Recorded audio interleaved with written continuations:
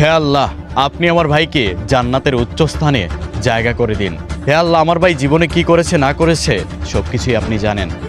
আপনি আমার ভাইয়ের জীবনের প্রত্যেকটা গুনাহ মাফ করে দিয়ে আপনি আপনার দয়ার হাত দিয়ে তাকে মাফ করে দিবেন। আমিন।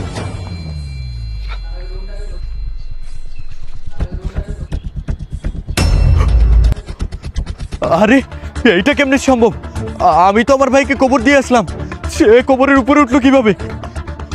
আমি তো কিছুই বুঝতেছি না।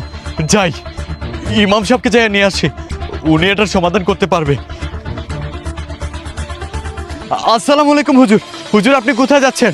ওয়ালাইকুম আসসালাম। হুজুর, আমার ভাই মারা গেছে, তাকে আমি মাত্রই দাফন করলাম, কিন্তু তাকে দাফন করার পর সে কবরের উপরে চলে আসছে। হুজুর, আমি কিছুই বুঝতে পারছি না, দয়া করে আপনি আমার সাথে একটু চলুন।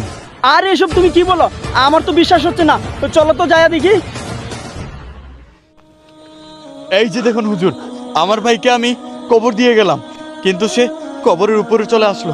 হ্যাঁ ভাই, হ্যাঁ তো সুদ করছিল, আর সুদ করতেরকে আল্লাহ এভাবেই শাস্তি দেন। আসো আমরা দুজনে তোমার ভাইয়ের জন্য দোয়া করি, আল্লাহ তাআলা যেন তাকে দুনিয়াতে আর অসম্মান না করে। হে আল্লাহ, আপনি তো আপনার বান্দাদেরকে কখনোই অসম্মান করেন না। পৃথিবীর শ্রেষ্ঠ সেরা জীব হচ্ছেন মানুষ। হে আল্লাহ, আপনার এই বান্দা সুদ খেয়েছে, খারাপ কাজ করেছে, আপনি তাকে শাস্তি দেন, কবরে নিয়ে দেন, এই দুনিয়াতে তাকে আর অসম্মান করবেন না। হে আল্লাহ, আপনি চাইলে সবই সম্ভব।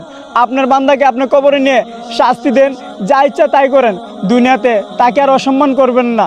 হে আল্লাহ, আমাদের নামাজ যদি আপনি কখনোই কবুল করে থাকেন, আপনি আমাদের দোয়াকে কবুল করুন। আমিন। আল্লাহ তাআলা আমাদের দোয়া কবুল করেছেন। হে আল্লাহ। বন্ধুরা, যারা আল্লাহকে ভালোবাসেন কমেন্ট বক্সে আই লাভ আল্লাহ লিখে যাবেন। চ্যানেলটি সাবস্ক্রাইব করতে ভুলবেন না।